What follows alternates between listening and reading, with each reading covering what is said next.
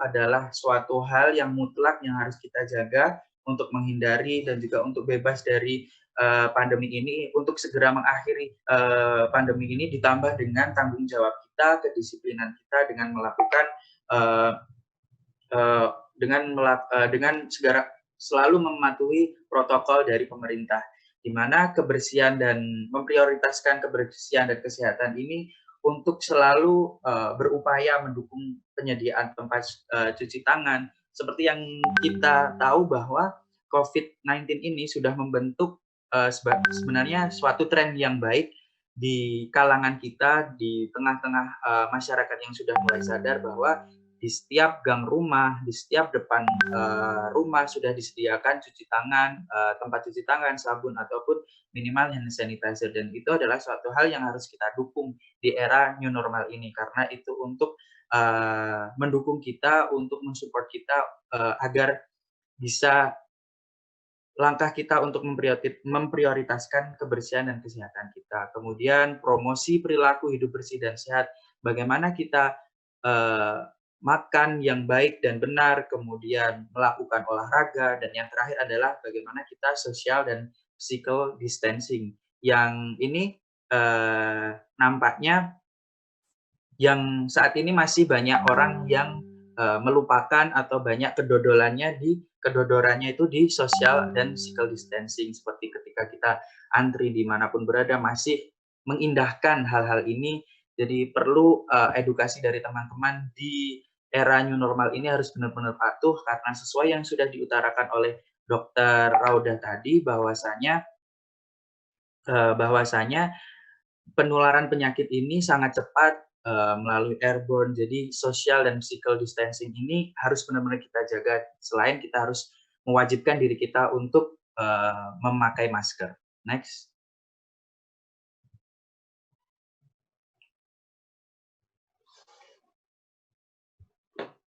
Bisa minta tolong next.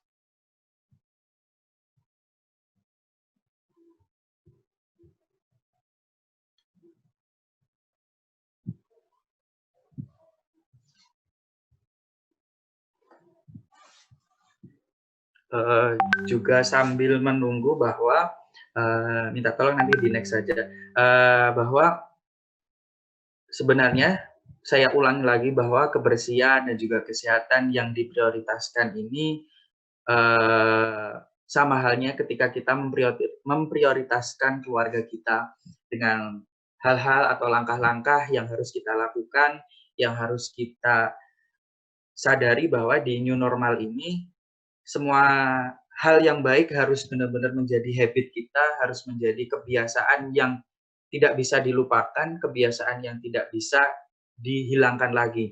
Yang pertama adalah mengatur ventilasi rumah kita, jangan sampai rumah kita lembab, apalagi teman-teman yang kos seperti saya yang saya saat ini rasakan, bahwa harus secara bertahap membuka pintunya agar tidak terlalu lembab, karena dengan kondisi lembab akan banyak kemungkinan yang terjadi pada kondisi tersebut. Terus kemudian yang kedua, batasi tamu yang masuk ke dalam rumah kita, atau misal ada tamu dengan tadi menyediakan tempat cuci tangan yang memadai, ataupun sebelum masuk harus kita minta untuk menggunakan hand sanitizer. Yang ketiga, pastikan sehat saat keluar rumah. Sebenarnya memang saat ini sudah diperbolehkan untuk beraktivitas kembali di luar, dengan catatan kita harus memperhatikan semuanya. Yang pasti kita harus sehat terlebih dahulu untuk keluar. Jangan sampai kita sakit, kita memaksakan untuk keluar di rumah dengan suatu alasan yang tidak jelas, yang tidak masuk akal, yang dengan alasan yang sebenarnya hal tersebut bisa kita lakukan di lain waktu lagi. Karena sehat itu adalah utama dari kita. Siapa tahu kita sehat namun kita membawa virus tersebut, sehingga akan membahayakan orang-orang yang ada di sekeliling kita, akan berdampak pada orang di sekeliling kita. Terus kemudian bagi yang memiliki adik, yang memiliki anak-anak, memiliki anak kecil, sebaiknya di rumah saja, karena memang yang menjadi prioritas saat ini adalah anak-anak dan juga lansia, yang sebenarnya pada anak-anak saat ini yang kiranya ampuh terhadap COVID-19 ini ternyata masih saja bisa terkena COVID-19 dan juga kita ketahui bahwa sebagian besar orang-orang yang terkena COVID-19 ini yang misal meninggal adalah orang-orang yang sudah lansia dengan penyakit-penyakit penyerta lainnya. Terus kemudian yang harus kita perlu tahu di era sekarang adalah sebelum kontak dengan anak, bersih diri terlebih dahulu, sebelum kontak dengan siapapun, bukan hanya anak saja sebenarnya, namun dengan siapapun, mari kita menjaga kebersihan diri kita, at least dengan hand sanitizer, dengan dengan mencuci tangan sebelum masuk dan lain sebagainya. Terus tidak membawa anak ke tempat umum atau jangan memaksakan diri kita untuk segera ke tempat umum. Bagi teman-teman yang pengen nge-mall, pengen shopping, pengen ke pasar, pengen ke tempat-tempat hiburan yang lainnya, apabila hal tersebut memang tidak urgent untuk kita, tidak mendesak untuk kita lakukan, jangan lakukan hal tersebut untuk menghindari diri kita dan juga menghindari orang lain agar pandemi ini agar segera selesai. Karena memang harapan kita semuanya bisa selesai, kita bisa beraktivitas secara normal, kita bisa melakukan segala sesuatu dengan tidak memikirkan hal-hal yang baik lagi, dan lain sebagainya. Nah, ini juga perlu diperhatikan untuk teman-teman semua, saudara-saudara semua yang hadir pada webinar pada sore hari ini, untuk memperhatikan bagaimana etika batuk dan juga bersin. Ada pepatah mungkin dari teman-teman semua sudah sangat familiar bahwa batuk dan bersin itu saat ini lebih sangat memalukan daripada kita kentut. Itu adalah sebuah anomali yang sangat kita rasakan sekarang. Nah, bagaimana sih sebenarnya kita harus melakukan saat kita batuk dan juga saat kita bersin agar setidaknya meminimalisir terjadinya penyebaran, karena memang penyebaran dari COVID-19 ini dari droplet, dari airborne yang keluar saat kita batuk dan keluar saat kita bersin. Yang pertama harus kita lakukan, yang harus kita perhatikan adalah membudayakan etika batuk. Kita harus tutup mulut kita ketika batuk dengan lengan atas seperti gambar mas-mas dari negara sana itu. Apabila hal ini kita tidak sedang di suatu ruangan yang memang kita tidak menggunakan masker. Walaupun memang masker itu sangat wajib, dan jika menggunakan tisu untuk menutup batuk dan pilek, jadi kita juga harus menutup untuk menghindari penyebaran dari droplet tadi. Kemudian jangan lupa buang tisu, jangan disempetkan ke tempat-tempat yang memang tidak di tempatnya untuk membuang, terus kemudian cuci tangan dengan sabun dengan air mengalir dan setelahnya. Jadi teman-teman semua dan juga saudara-saudara semua, itu tadi etika batuk yang harus kita saat ini di new normal ini harus kita lakukan. Terus next.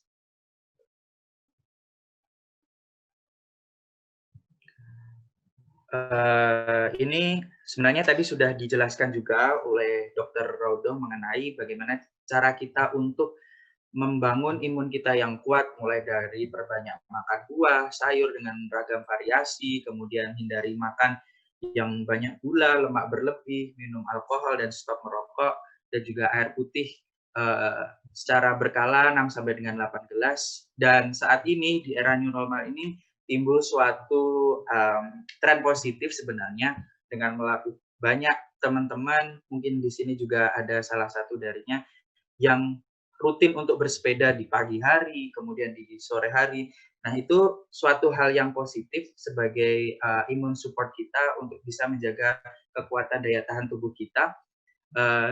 Saya harap teman-teman yang melakukan hal tersebut bisa dilanjutkan, bisa dilakukan sebagai habit baru di tengah new normal ini, di tengah pandemi ini.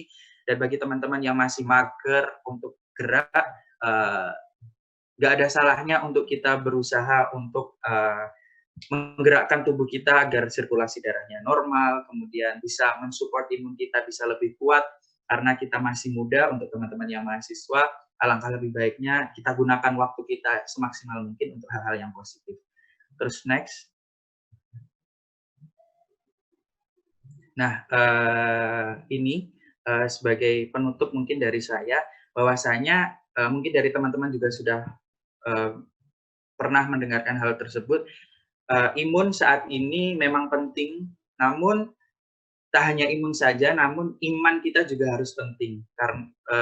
Mengapa demikian? Dengan iman yang kuat, ketika kita melihat berita-berita di sosial media, ketika kita mendengar berita mengenai virus COVID-19 ini, mungkin hoak yang bersebar bahwa ada penyakit ini bisa menular lewat A, B, C, dan D. Dengan iman yang kuat, maka kita tidak mudah terbawa oleh berita-berita itu, kita tidak mudah tergiring oleh opini-opini yang belum terbukti oleh keabsahannya, kebenarannya. Dengan iman yang baik, maka kita tidak overthinking, karena dengan overthinking itu kita bisa menurunkan daya tahan tubuh kita, dan penurunan daya tahan tubuh itu bisa membuat kita untuk mudah terserang oleh virus COVID-19 ini. Mungkin bukan hanya itu virus itu saja, namun beberapa virus yang lain. Jadi saya himbau untuk teman-teman, saudara semua, untuk menyeimbangkan antara imun dan iman kita, karena saat ini di era ini antara imun dan iman harus saling berkesinambungan keduanya, untuk istilahnya kita bisa lebih legowo, kita bisa lebih menerima, dan kita tidak overthinking, yang nantinya overthinking bisa menurunkan imun kita dan mudah terjangkit oleh penyakit. Next.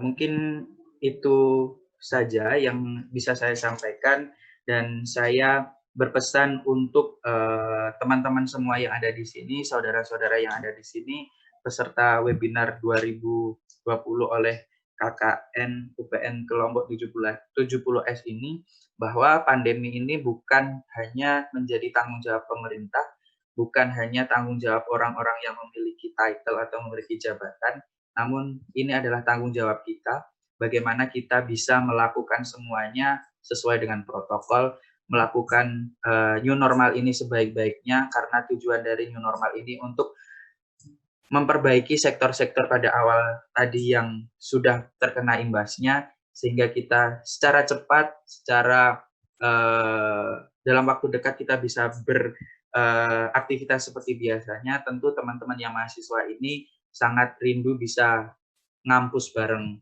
bersama, makan di kantin bersama, terus nge-mall bersama, dan juga saudara-saudara semua, Bapak Ibu semua yang ada di sini tentu kangen mungkin arisan bersama, silaturahmi bersama, pengajian bersama, dan lain-lain. Maka dari itu saya berpesan kepada semua teman-teman, saudara semua, untuk menjadikan COVID ini tanggung jawab kita, dan jangan banyak kita berprotes, marilah kita banyak berproses bersama untuk segera mengentaskan pandemi ini, dan yang lain jangan, dan yang terakhir jangan saling menyalahkan siapa yang salah. Bukan saat ini waktunya untuk menyalahkan, tapi saat ini waktunya kita untuk bergerak bersama, bekerja bersama untuk segera mengentaskan COVID-19 ini. Demikian dari saya, panjang umur perjuangan. Wassalamualaikum warahmatullahi wabarakatuh. Waalaikumsalam warahmatullahi wabarakatuh. Ya, mantap sekali ya materi yang disampaikan oleh Saudara Wisnu Widiatmoko Esket. Semoga pesan-pesan yang tadi disampaikan oleh Saudara Wisnu dapat kita maknai dan dapat kita laksanakan dengan baik, sehingga dalam menyikapi new normal ini kita bisa lebih matang gitu, lebih bisa menjalankannya dengan baik supaya terhindar dari virus corona, dan tentu saja kita tetap bisa menjalankan aktivitas kita dengan baik gitu ya. Terima kasih kepada Mas Wisnu Widiatmoko telah menyampaikan materinya, Mas. Oke, mungkin sebelum webinar ini berakhir akan diadakan sesi tanya jawab. Mungkin buat sesi tanya jawab yang pertama kita buka untuk 3 pertanyaan dulu ya.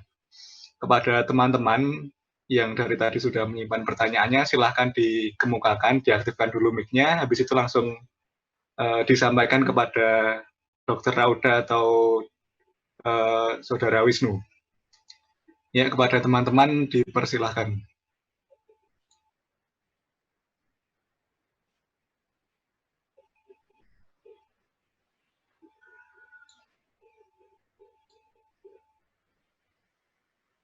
Silahkan kepada Mas Gito. Sepertinya tadi PC kepada saya ya, tapi kok nggak ngomong.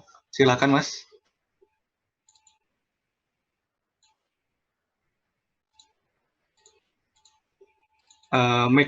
Mikrofonnya jangan lupa dihidupkan, Mas. Silahkan, Mas Gito. Oke, terima kasih.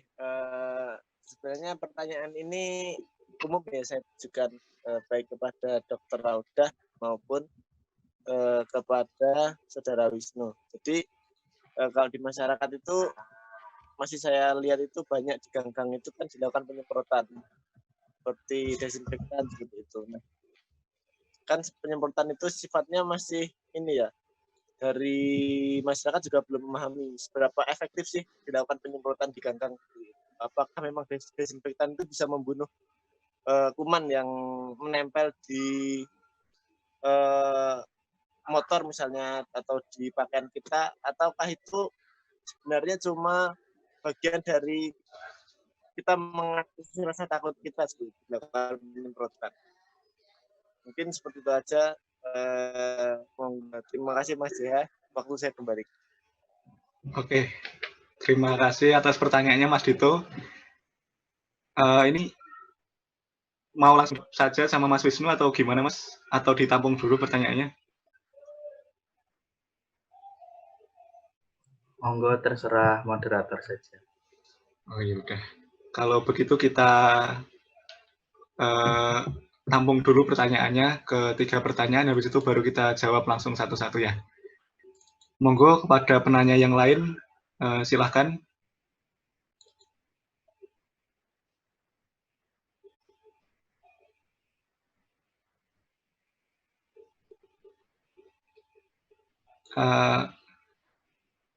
Ya udah, kalau belum ada, mungkin ini bisa dijawab dulu ya Mas Wisnu, sambil nunggu teman-teman yang lainnya mengajukan pertanyaan. Silahkan Mas Wisnu, waktu dan tempat kami silahkan. Baik, terima kasih untuk Saudara Gito tadi yang menanyakan mengenai apakah sebenarnya penyemprotan yang dilakukan itu bisa bermanfaat atau bisa mematikan virus yang menempel di baju kita, mungkin di sepeda kita, ataupun di mobil-mobil kita. Nah, sebenarnya itu adalah suatu langkah yang memang baik dilakukan karena penyemprotan itu sama halnya disemprotkan hand sanitizer. Salah satu semprotan itu bahannya seperti halnya hand sanitizer yang bisa membunuh kuman, bahasa enaknya seperti itu. Itu pun yang mungkin dilakukan oleh beberapa kota, beberapa kabupaten, dan beberapa daerah, terutama di Surabaya yang dilakukan hal demikian. Tentunya hal itu apabila dilakukan secara masif, secara terus-menerus akan berdampak baik karena memang kontak kita secara masif, secara banyak itu dengan kendaraan-kendaraan atau dengan barang-barang yang memang sangat dibutuhkan, sehingga memang hal tersebut sebenarnya bisa untuk menghindari atau bisa untuk menekan dari mikroba ataupun dari bakteri yang sudah menempel di suatu tempat tersebut. Sesuai dengan yang dikatakan oleh Dr. Raudah tadi, bahwasanya seperti kita mencuci dengan sabun itu dapat mematikan dari bakteri itu, sama halnya dengan kita penyemprotan itu. Jadi ketika teman-teman sedang berada pada kondisi tersebut, jangan takut, jangan menghindar, bawa happy aja. Senang kan rasanya disemprot basah-basah kuyup, mobilnya jadi bersih, anggapannya seperti itu. Jadi itu bisa menjadi langkah yang baik sebenarnya. Jadi bisa dilakukan, bisa dilanjutkan, dan banyak desa-desa, mungkin dari teman-teman semua, mungkin di desa KKN teman-teman semua yang sudah melakukan hal tersebut, mulai penyemprotan di rumah, terutama di bagian daun pintu dan lain-lain. Jadi itu adalah langkah yang baik dan harus kita dukung, harus kita lanjutkan, bukan hanya di awal-awal, namun di akhir-akhir ini juga harus dilakukan secara kontinu. Terima kasih. Ya, terima kasih kepada Mas Wisnu atas jawabannya. Mungkin Mas Dito ada tanggapan atau gimana, atau sudah jelas dari pertanyaannya tadi?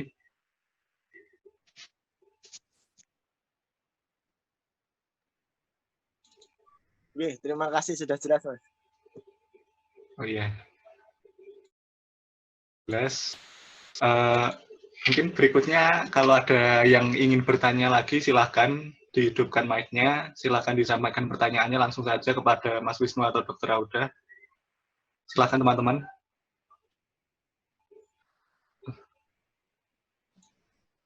J mau bertanya.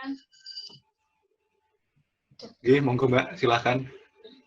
Ya, jadi saya mau bertanya, kan corona, virus ini bisa menyebar lewat udara juga kan? Walaupun itu penelitiannya masih belum menyeluruh semuanya, tapi udah ada yang membuktikan bahwa itu bisa menyebar lewat udara. Sedangkan udara kan bisa masuk lewat celah-celah walaupun itu kecil. Kemudian misalkan virus tersebut masuk ke dalam rumah, lewat pintu, lewat jendela, kemudian nempel di bantal kita, kemudian kita meniduri, terus kena hidung, kena mulut, kena mata. Sedangkan kita nggak tahu kalau ternyata bantal tersebut ada virusnya, terus kayak gitu, gimana kita mengantisipasinya? Apakah itu bisa nular? Kemudian untuk dia, si virusnya memperbanyak diri atau berkembang biaknya itu seberapa cepat sih gitu? Terima kasih.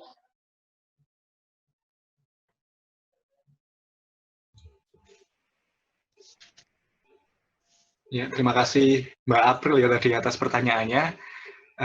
Monggo Mas Wisnu, mau dijawab langsung?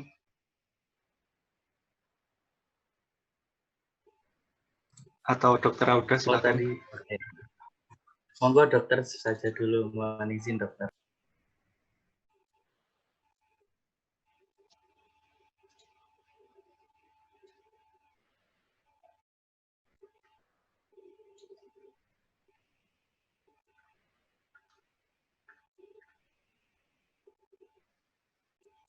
Sepertinya saya lupa Dr. Audanya sudah izin live ya tadi, saya lupa menyampaikan. Beliau udah live meeting duluan, soalnya tadi ada acara. Oh, belum ya? Oh iya, ya. Halo? Oh iya, oke. Pas masih standby. Oh iya, mohon maaf, Ya. Mbak. Nggak apa-apa. Nah, tadi pertanyaannya apa? Airborne disease ya, jadi kan untuk yang terbaru ini, diduga corona ini juga dapat menyebar melalui airborne atau udara, di mana melalui beberapa, karena dari anamnesis atau beberapa kasus ke pasien ternyata ditemukan mereka makan satu ruangan. Nah, ini yang dimaksudkan udara ini memang masih menjadi penelitian apakah ini udara bebas yang di luar ruangan. Cuman kalau yang pernah saya baca, kalau udara bebas di luar ruangan masih kecil kemungkinan penularannya. Yang menular dengan cepat itu adalah udara bebas yang ada di ruangan tertutup. Misalnya kita ada di kafe yang tertutup menggunakan AC, atau di tempat gym yang tertutup seperti itu, atau di restoran yang kondisinya udaranya itu tertutup. Kemudian di dalamnya situ ada pasien dengan coronavirus, kita makan bareng dengan jarak yang dekat, tidak sampai 2 meter, kayak gitu. Kemudian airflow dari AC-nya itu sendiri, udara di situ, ya cuman muter-muter di situ aja, sehingga itulah yang menjadi bahan review, apakah kok diduga corona ini menyebar lewat udara juga, seperti itu. Karena walaupun kadang di restoran seperti itu sudah ditetapkan physical distancing seperti itu, ternyata masih ada juga kasus dari anamnesis pasien-pasien itu yang tertular karena saya habis makan bareng dengan si A, saya habis di restoran dengan si B, walaupun tidak satu meja, kadang cross meja juga pada kasus itu ditemukan seperti itu. Jadi udara yang dimaksud ini lebih ke udara di ruang tertutup yang tidak ada sirkulasi udaranya, seperti itu. Kayak gitu sih, mungkin Mas Wisnu kalau mau menambahkan. Mungkin juga untuk menambahkan dari Dr. Raudo tadi bahwa memang sebagian besar memang terjadinya di udara tertutup, maka dari itu yang sudah disampaikan oleh Dr. Raudo dan saya sampaikan tadi, sebenarnya virus itu bisa saja masuk ke dalam kita, mungkin tadi dari penanya ketika nempel di bantal kemudian kita hirup, apakah bisa ke kita atau tidak, itu kemungkinan bisa. Namun yang menjadi perhatian dari teman-teman semua bahwa itulah ketika virus ataupun mikroba yang masuk ke dalam tubuh kita, itulah tugas imun untuk melakukan perlawanan terhadap agen yang masuk ke dalam kita, sehingga imun yang baik dari kita menjadi hal yang harus diprioritaskan di era pandemi ini. Ketika imun dari teman-teman semua, saudara-saudara semua sudah kuat, sudah bisa mengatasi dari beberapa serangan, beberapa hal yang masuk ke dalam tubuh teman-teman dan saudara semua, maka bisa jadi teman-teman bisa menang terhadap virus ataupun kuman yang masuk itu, dan teman-teman tidak mengeluarkan manifestasi, tidak ada gejala-gejala yang mengindikasikan suatu penyakit. Jadi pentingnya imun dan juga ventilasi atau pembuka nutup berkala di ruang tertutup itu sangat penting. Seperti itu. Semoga menjawab. Terima kasih. Ya. Oh ya, saya mau menambahkan sedikit ya. Jadi saat ini juga dijelaskan melalui proses penularan atau penyebaran ini tergantung dari beberapa faktor, diantaranya ventilasi, VDJ itu ya, ventilasi, durasi, jarak. Artinya di ruangan tertutup, resiko penularan itu sangat tinggi. Semakin tertutup ruangannya, semakin tinggi. Misalnya di bioskop, di restoran yang ber-AC ditutup, seperti itu. Atau di kamar mandi umum, di kamar mandi kan tertutup juga, di kamar mandi WC umum, seperti itu. Di ruang tertutup itu dan yang ventilasinya tidak baik. Kemudian durasi, semakin lama durasi kita, yaitu lebih dari 45 menit, kita berkumpul dengan orang yang ternyata ada coronanya, misalnya kita tidak tahu ya, itu resiko tertularnya semakin tinggi. Kemudian jarak, jadi kalau misalnya kita semakin jauh jarak kita dengan orang yang ternyata memiliki atau karier virus corona ini, semakin minim juga kita terinfeksi, sehingga yang perlu diperhatikan saat ini untuk mencegah penularan juga VDJ ini tadi, ventilasi, durasi, dan jarak, seperti itu. Jadi kalau misalnya kita mau ketemu sama orang-orang pun, misalnya terpaksa ya, kalau bisa sih ngobrol jangan lama-lama, nggak usah jauh, nggak usah kemana-mana gitu, maksimal 45 menit, walaupun kita sudah berjarak juga, atau makan di luar ya nggak boleh lebih dari 45 menit, saat ini sih penelitiannya seperti itu. Oke, cukup. Terima kasih atas jawabannya Dr. Rauda dan Dr. Wisnu. Mungkin ada tanggapan dari Mbak April, apakah sudah jelas jawabannya atau masih ada yang mengganjal? Monggo disampaikan. Ya baik, sudah jelas. Terima kasih. Terima kasih. Ya. Menjawab keraguan. Ya, terima kasih. Mungkin selanjutnya satu pertanyaan lagi. Ini ada yang mau bertanya lagi, silakan disampaikan di forum ini. Monggo silakan.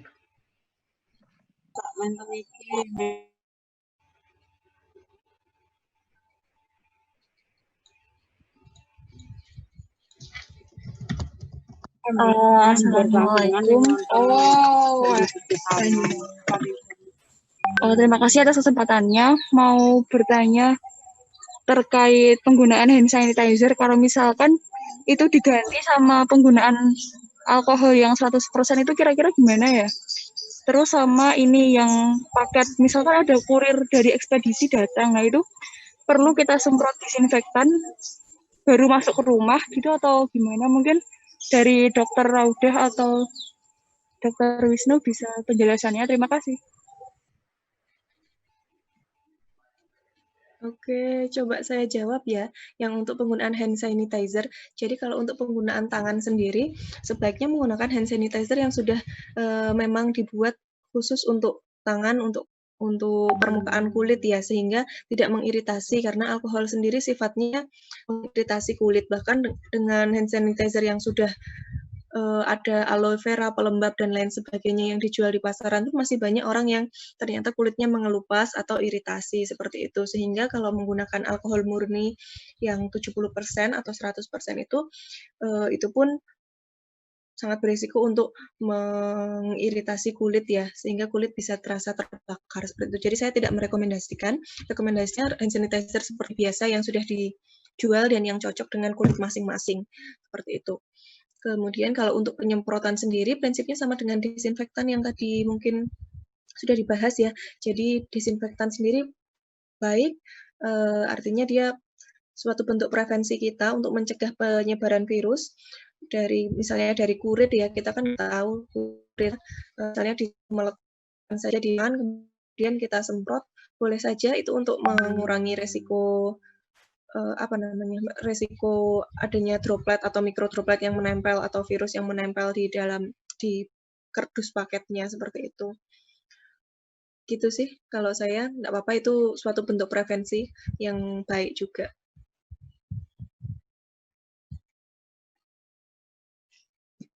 Iya, terima kasih atas jawabannya, dokter. Mungkin dari dokter Wisnu ada tambahan atau ada tanggapan dari Mbak Lenovobe ini? Silahkan.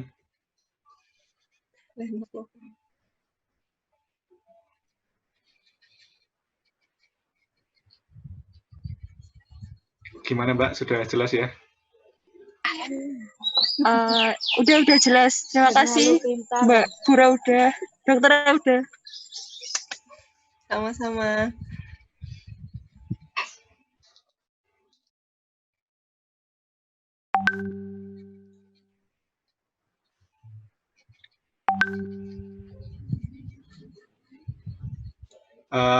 Mungkin cukup sampai sini aja sesi tanya jawabnya. Berhubung waktunya udah habis dan menunjukkan jam 16.47, udah mau sore, udah mau jam 5. Mungkin teman-teman ada yang mau ada kegiatan lain atau ada agenda lain. Untuk itu kita cukupkan saja pertemuan pada sore hari ini. Sebelum di penghujung acara, saya selaku pembawa acara mengucapkan terima kasih dan mohon maaf sebesar-besarnya jika ada ulah kata yang kurang berkenan di hati para hadirin, dan dalam kelangsungan acara terdapat kekurangan yang disengaja maupun tidak disengaja. Saya juga mengucapkan terima kasih, banyak-banyak terima kasih kepada Dr. Raudah selaku pemateri 1 dan Dr. Wisnu selaku pemateri 2. Mohon maaf sekali lagi apabila saya tadi dalam memandu acara ini banyak kesalahan. Sampai kita di penghujung acara, marilah kita tutup acara webinar sosialisasi budaya COVID-19 dan hidup sehat dengan new normal dengan mengucap hamdalah bersama-sama. Alhamdulillahirrahmanirrahim. Saya Jayakun Ramadi selaku MC undur diri. Cukup sekian. Wassalamualaikum warahmatullahi wabarakatuh. Waalaikumsalam warahmatullahi wabarakatuh. Waalaikumsalam warahmatullahi wabarakatuh. Alhamdulillah. Selesai.